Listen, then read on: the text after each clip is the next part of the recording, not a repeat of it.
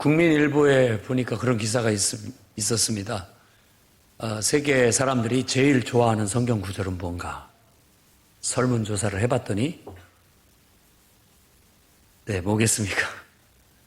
잘 알다시피 요한복음 3장 16절 하나님이 세상을 이처럼 사랑하사 독생자를 주셨으니 이 말씀을 제일 사랑하는 성경 구절이라고 합니다.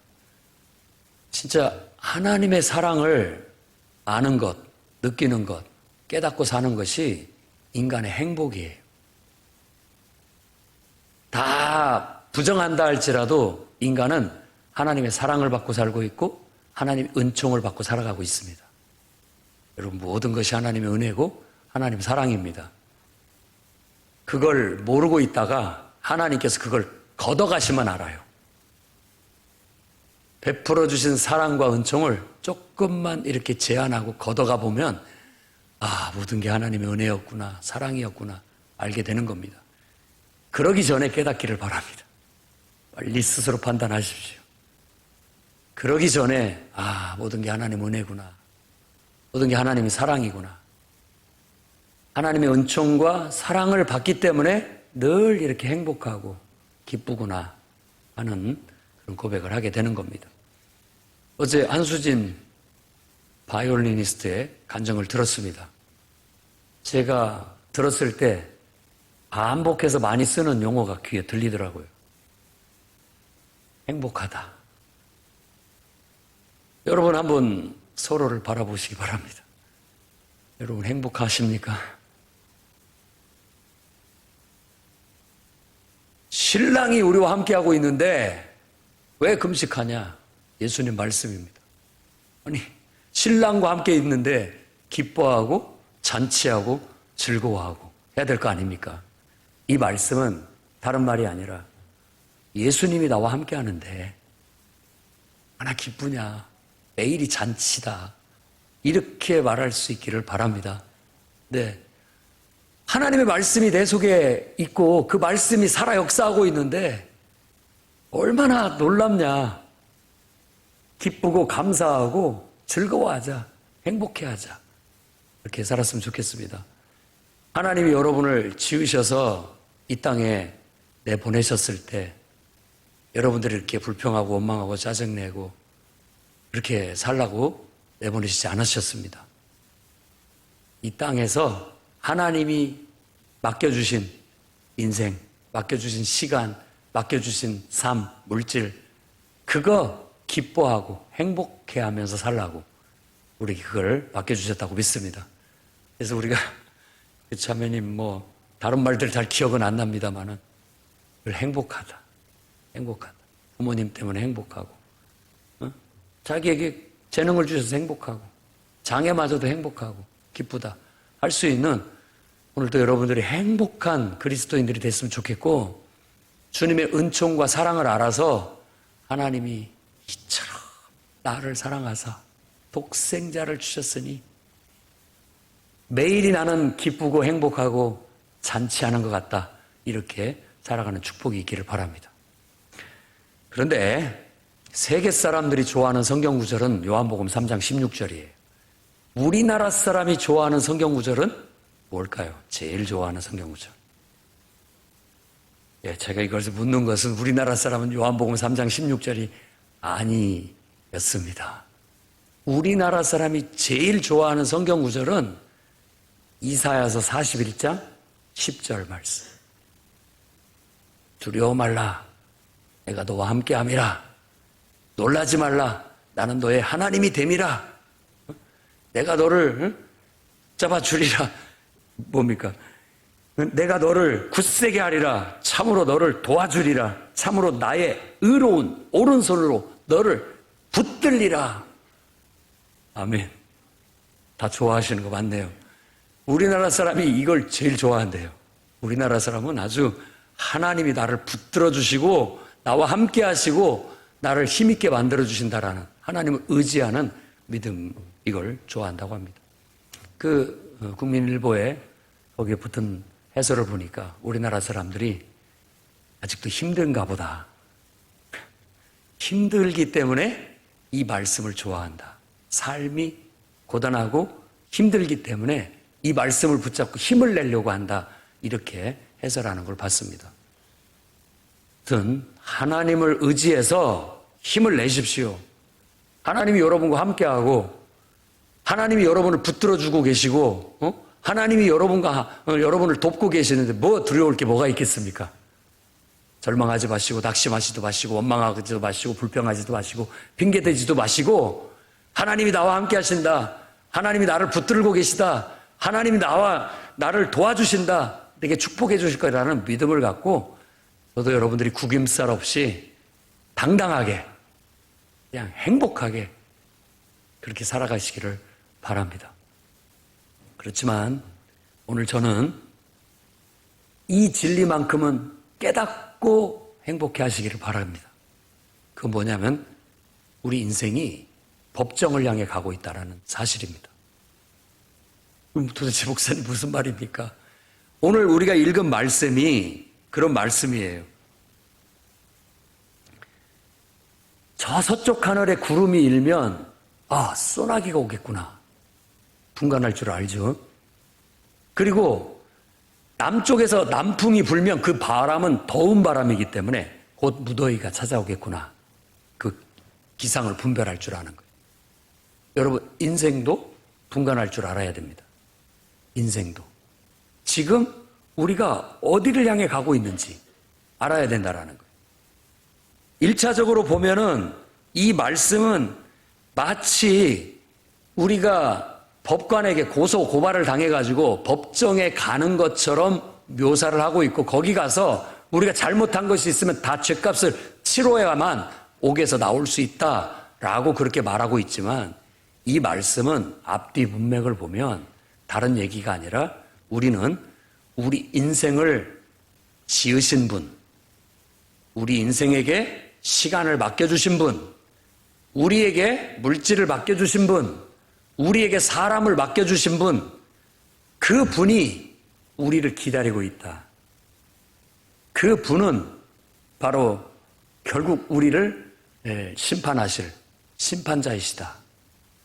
그분을 향해서 우리가 가고 있음을 알아야 된다. 그러니까 이 진리를 깨닫고 지금 어떻게 살아야 할지 올바르게 생각해라. 무엇이 옳은지 판단해라. 요 얘기를 지금 하고 있는 겁니다. 여러분, 이 진리만은 잊어버리면 안 됩니다. 지금 우리는 우리에게 인생을 주신 하나님 앞에 가고 있어요.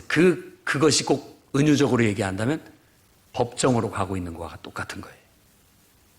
재판받으러. 근데 예수님이 하시는 말씀은 이겁니다. 거기 가기 전에 문제가 있으면 빨리 해결해라. 재판장까지 갈 것 없이 문제가 있다고 생각하면 지금 해결해라 라고 가르치고 있는 거예요. 그래서 저는 오늘 이 말씀을 통해서 우리 인생은 정말 하나님의 심판대, 곧 우리에게 인생을 주신, 우리를 지으신, 우리를 창조하신, 우리를 구원하신, 그리고 우리를 심판하실 하나님의 법정을 향해 가고 있다라고 말씀을 드리고, 우리가 지금 그런 상황이라면 지금 무엇을 해야 할지 옳게 판단해야 된다라는 말씀으로 다음과 같은 하나님의 말씀을 여러분에게 전하고자 합니다. 첫째는 지옥에 던져 넣는 권세가 있는 자를 두려워하시기를 바랍니다. 법정에 가기 전에 두려워할 자를 두려워하셔야 됩니다. 5절 말씀에 마땅히 두려워할 자를 내가 너희에게 보이리니 곧 죽인 후 또한 지옥에 던져 넣는 권세 있는 자를 그를 두려워해라. 다시 말하지만 우리가 진짜 두려워해야 할 분은 바로 그 부분이다. 여러분 뭘 두려워하고 살고 있습니까? 수능을 본 학생들은 시험 점수를 두려워하고 있고, 대학 진학을 꿈꾸는 사람은 떨어질까 봐 두려워하고 있고, 취직을 앞두고 있는 사람은 취직 못할까 두려워하고 있고, 결혼해야 할 정년기가 된 사람은 결혼 못하는 걸 두려워하고 있고, 사업하는 사람들은 돈 못 버는 걸 두려워하고 있고, 인생을 살아가는 여러분들은 자녀 때문에 두려워하고 있고, 또 모든 면에 있어서 우리가 살아가는 모든 문제 때문에 우리는 염려하고 근심하고 두려워하며 살아가고 있어요. 다 이 모든 두려움보다도 더 우리가 심각하게 생각해야 할 것은 우리가 하나님을 예배하는데 하나님이 느껴지지 않는 것, 더 두려워하셔야 됩니다. 우리 마음속에 성령의 감동이 사라져버린 거, 내 마음 영혼 깊숙이 해서 하나님의 성령의 감동을 통해서 하나님의 말씀이 주어져서 그 말씀이 살아있고 운동력이 있어서 내 삶의 결실로 이어지지 못하는 거, 그거 더 두려워해야 되는 거. 예배를 형식적으로 드리고 있는 거, 예배의 기쁨을 느끼지 못하고 있는 거, 하나님의 은혜가 느껴지지 않는 거, 하나님의 사랑이 느껴지지 않는 거, 내 삶 속에 하나님의 말씀의 능력이 나타나고 있지 않는 거, 그걸 두려워하셔야 되는 거예요. 취직을 못해서 눈물을 흘려 피눈물을 흘리면서 금식하고 기도하고, 자식 문제 때문에 피눈물을 흘리면서 금식하며 기도하는 거, 그건 아무것도 아니에요. 진짜 피눈물을 흘리고 금식하고 기도해야 할 것은 이렇게 예배의 은혜를 못 받고 있는 것, 하나님의 말씀이 내 영혼 속에 살아있지 못한 것, 하나님의 은총과 하나님의 은혜가, 하나님의 사랑이 내게 느껴지지 않는 것, 이것을 더욱더 우리가 고통스러워해야 되고 피눈물을 흘리고 하나님 앞에 금식하며 기도해야 될 문제라는 거예요. 여러분, 자녀 문제 여러분이 기도하지 않아도요, 하나님이 다 해결해 주실 겁니다. 하지만 여러분의 영혼의 문제를 너무 등한히 하지 마십시오. 여러분들이 지금 영혼이 어디를 향해서 가고 있는지를 알아야 됩니다. 하나님을 향해서 가고 있어요. 언제 주님 앞에 설지 누구도 장담하지 못합니다. 누구도 장담하지 못하는 거예요.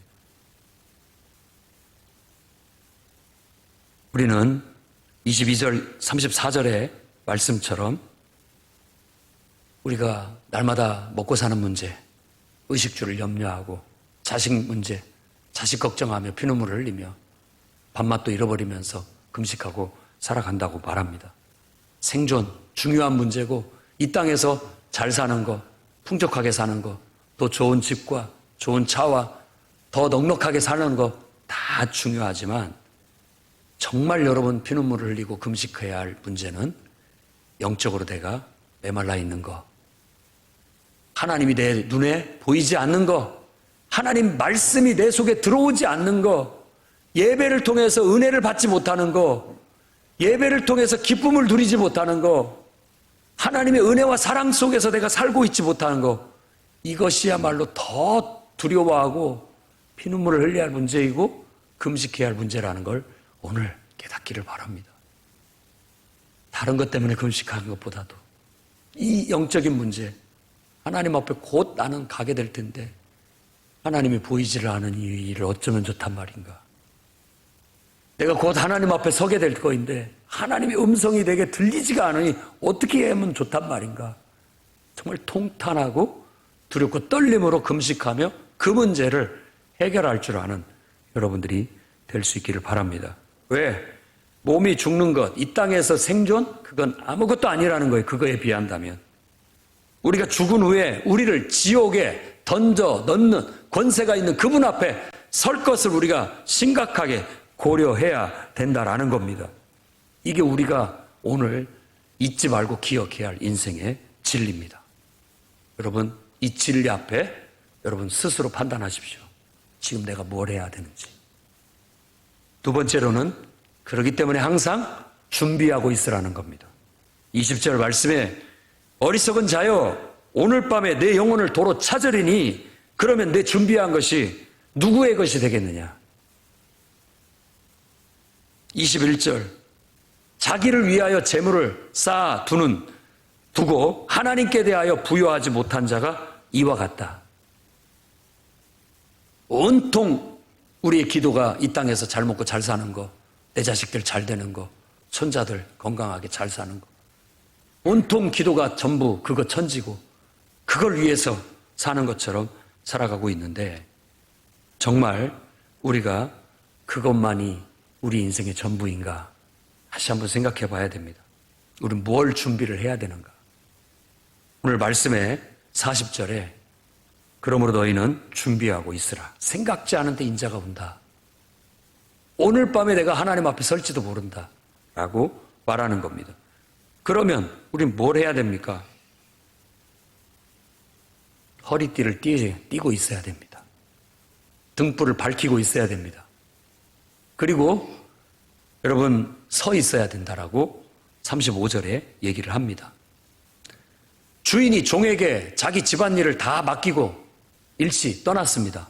그런데 생각지 않은 때 주인이 왔는데 그 종이 허리띠를 띠고 있고 등불을 밝히고 있고 서 있다면 그 주인은 와서 아주 잘하고 있구나. 너를 내가 정말 신뢰할 수 있겠다. 내가 더 많은 것을 너한테 맡겨도 되겠다. 라고 그렇게 여긴다라는 거예요. 그런데 이제 주인 없으니까 됐다. 내 마음대로 하자. 하고 풀어져 있다가 갑자기 주인이 닥치게 되면 그 당황함을 어떻게 감당할 수 있겠느냐는 겁니다. 우리가 정말 지혜 있고 진실한 청지기가 되기를 예수님은 우리에게 요구하고 있습니다. 어제 한수진 그 바이올리니스트가 마지막에 그 연주했던 나를 지으신 이가 하나님, 하나님의 은혜 이렇게 하는데 그 선율 속에 진짜 하나님의 은혜가 느껴졌습니다. 다른 것 떠나서 그 가사의 자막에 흐르는 나를 지으신 이가 하나님, 그때 그냥 감동이 팍 밀려오고 눈물이 쭉 나더라고요. 여러분들도 아마 그랬으리라 여겨집니다. 나를 지으신 분이 하나님이고 내게 시간을 맡기셨고 물질을 맡기셨고 사람을 맡기셨고 내게 인생을 맡기는데 나는 지금 그걸 잘 충실하게 감당하고 있는가? 잘하고 있는가? 허리에 띠를 띠고 있고 항상 등불을 밝히고 있고 서 있는가? 내가 하나님께서 내게 맡겨준 인생 잘 감당하고 그 역할 충실히 잘 수행하고 있어서 오늘 주님이 나를 찾아오신다 할지라도 오셨습니까? 하고 기쁨으로 맞이하고 그분이 나한테 잘하고 있구나. 내가 너를 정말 믿을만 하구나. 참 믿음직스럽구나. 너한테 더 큰 것을 내가 맡겨도 되겠다. 라고 칭찬받을 수 있을 만큼 항상 준비하고 깨어있는 저와 여러분이 됐으면 좋겠습니다. 그분이 여러분을 볼 때 믿음직스럽다. 잘하고 있다. 내가 더 큰 것을, 더 큰 물질을 맡겨줘도 되겠구나. 더 큰 것을 너한테 맡겨줘도 되겠구나.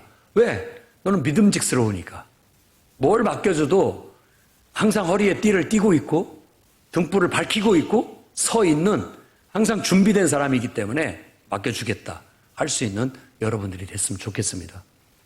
우리 이제 지금 현재 보면 50대 이상, 50대, 60대, 70대 이분들의 교회 안에 헌신도가 지금 모든 교회를 통틀어서 거의 대부분을 차지하고 있다고 합니다. 그렇다고 해서 우리 젊은 사람들이 뭐 헌신하지 않고 봉사하지 않는다라는 말을 들으려는 건 아닙니다. 그분들만 그렇게 그분들 하는 것만큼 못한다는 얘기예요. 그래서 젊은 분들 정말 하나님의 말씀을 들으시기 바랍니다. 여러분에게 인생을 주신 분이 하나님입니다. 여러분에게 건강을 주신 분 하나님입니다. 여러분에게 물질을 주신 분 하나님입니다. 여러분에게 사람을 맡겨주신 거 하나님이십니다. 하나님이 오늘 여러분을 찾아왔을 때 잘하고 있구나. 내가 너에게 더 큰 것을 좀 맡겨도 되겠구나. 할 수 있을지 한번 묵상해 보시기를 바랍니다. 지금 잘하고 있는가? 아니면 정말 이 땅에서 의식주, 먹고 사는 문제, 내 자식들 위해서만 너무 집중하고 있고 하나님 나라에 대해서는 부여하지 못한 정말 영적으로 은혜도 없고 기쁨도 없고 하나님의 말씀도 없고 능력도 없고 열매도 없는 그런 삶을 살고 있다면 오늘 내가 지금 스스로 판단해야 됩니다. 내가 지금 잘못 살고 있다. 법정에 서기 전에, 가기 전에 그런 문제가 있다라는 걸 발견을 했다면 지금 당장 해결하자. 왜? 법정에 가서 해결하면 안 되니까. 그때 가서 책망 들으면 안 되고 그러면 그때는 모든 그 죄값을 거기서 묻게 될 거니까 거기에 가기 전에 먼저 해결하는 그런 지혜가, 깨달음이, 그런 순종이 여러분에게 있기를 바랍니다. 세 번째로는 그렇다면 우리가 항상 준비하고 깨어 있으면서 무엇을 해야 되느냐? 하나님 나라를 추구하시기를 바랍니다. 이제 8절에서 31절에 이렇게 얘기합니다. 믿음이 적은 자들아 너희는 무엇을 먹을까 무엇을 마실까 하여 구하지 말며 근심하지도 말라. 이 모든 것은 세상 백성들이 구하는 것이라. 너희 아버지께서는 이런 것이 너희에게 있어야 할 것을 아시느니라. 다만 너희는 그의 나라를 구하라. 그리하면 이런 것들이 너희에게 더하시리라. 우리가 늘 허리띠를 띠고 등불을 밝히고 당당하게 꿋꿋하게 부지런하게 서 있는 지혜롭고 진실된 청지기가 돼서 무엇 해야 되느냐? 하나님 나라를 구해야 됩니다. 하나님 나라를 구한다라는 말은 하나님의 영광을 위해서 살라는 말입니다. 여러분, 공부도 하나님의 영광을 위해서 하는 겁니다. 대학 진학도 하나님의 영광을 위해서 하는 겁니다. 또 직장도 하나님의 영광을 위해서 선택해야 되고 직장 생활도 하나님의 영광을 위해서 하는 것이고 또한 여러분들이 하나님이 허락하신 사업 있다면 그 사업도 하나님 영광을 위해서 해야 되는 거예요. 그게 하나님 나라를 구하는 거예요. 내가 하나님 나라를 위해서 하면 나머지 내게 필요한 것들은 다 부수적으로 따라오는 것처럼 따라오게 될 것이다. 하나님 그 있어야 할 것 다 아신다. 어제 한 주신 그 자매의 간증 속에서도 고백하는 거, 참 부모님들의 신앙이 훌륭하다. 자녀를 가르칠 때 네가 나는 유명한 사람, 훌륭한 사람 되는 것보다도 하나님이 기뻐하는 사람, 하나님께 영광 돌리는 사람이 됐으면 좋겠다. 그게 진리예요. 그게 신앙인들이 가르쳐야 할 일인 겁니다. 우리가 하나님 나라를 구하고 살 때 나머지 것들이 따라오는 인생을 살아야지 자꾸만 우리의 탐심에 눈 멀어가지고 그것 쫓아가다가 하나님을 잃어버리는 정말 그런 인생을 살면 실패한 인생입니다. 그 인생은 실패한 거예요. 우리가 하나님의 영광을 드러낸다면 내 직장을 통해서 하나님께서 내게 시간을 주셨고 이 직장을 주신 것은 하나님의 이 뜻을 위함이다 라고 깨닫고 하나님께 영광 돌리게 되면 거기에서 나머지 것들은 다 부수적으로 따라오는 것이고 채워지는 것이 될 수 있어야 되겠습니다. 하나님은 우리에게 많은 것을 맡기셨습니다. 그리고 많이 받은 자에게는 많이 요구할 것이다. 많이 맡긴 자에게는 많은 것을 달라고 할 것이다 라고 말씀을 합니다. 여러분, 하나님 나라에 부유한 사람이 되십시오. 여러분에게 인생을 하나님이 맡기신 겁니다. 내 것이 아니에요. 여러분에게 주어진 시간 내 것이라고 내 마음대로 쓰는 게 아닙니다. 하나님 영광을 위해서 나누어 쓰십시오. 여러분에게 주신 물질 다 여러분 것이 아닙니다. 하나님이 여러분에게 맡기셨어요. 하나님 영광을 위해서 나누어서 지혜롭게 잘 쓰십시오. 여러분들에게 맡겨준 사람들 다 내가 낳은 자식이라도 내 것이 아닙니다. 하나님 맡겨주신 것들입니다. 사람들입니다. 지혜롭게 어떻게 하는 게 옳은 것인지 잘 판단해서 법정에 가기 전에 문제가 있으면 빨리빨리 해결하시고 법정에 서서도 당당하고 떳떳하게 말할 수 있는 그런 삶을 살아가시기를 바랍니다. 예수님은 우리에게 많은 것을 맡겨주시고 그것을 맡겨주셨을 때 잘 감당하는 걸 보시고 그것을 가지고 평가하시겠다고 말하고 있는 겁니다. 그런데 또 이런 말씀도 하십니다. 내가 불을 던지러 왔다. 내가 받는 세례를 생각하니 내 마음이 답답하다. 나는 화평을 주러 온 것이 아니라 너에게 분쟁을 주러 왔다. 이해가 안 되는 말씀이에요. 근데 이 말씀을 오늘 말씀의 맥락에서 살펴보면 이런 겁니다. 자, 하나님께서 너희에게 많은 걸 맡겨주셨고 하나님의 영광을 위하여 하나님 말씀대로 살게 되면 너희는 갈등하게 된다. 갈등하게 된다는 거예요. 말씀의 능력이에요. 하나님의 영광을 위해서 살려고 하고 하나님 말씀대로 살려고 하면 나하고 갈등하게 돼 있습니다. 나는 그렇게 하고 싶지가 않아요. 근데 하나님이 말씀으로 내게 그걸 요구해요. 하나님의 영광을 위하려면 내가 변화돼야 돼요. 내가 희생을 감수해야 돼요. 그런데 내 마음속에 싸움이 있어요. 갈등이.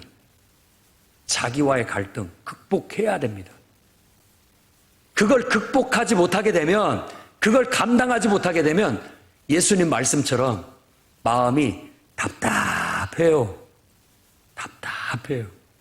그런데 오히려 죽고자 하는 자는 살 것이요 살고자 하는 자는 죽을 것이라고 말한 것처럼 에라, 내가 어린아이처럼 하나님이 말씀하시니 아멘, 싫어도 하겠습니다, 힘들어도 내가 해보겠습니다 하고 그 싸움에서 내가 이기고 그냥 순종을 딱 해버리면 마음이 시원합니다.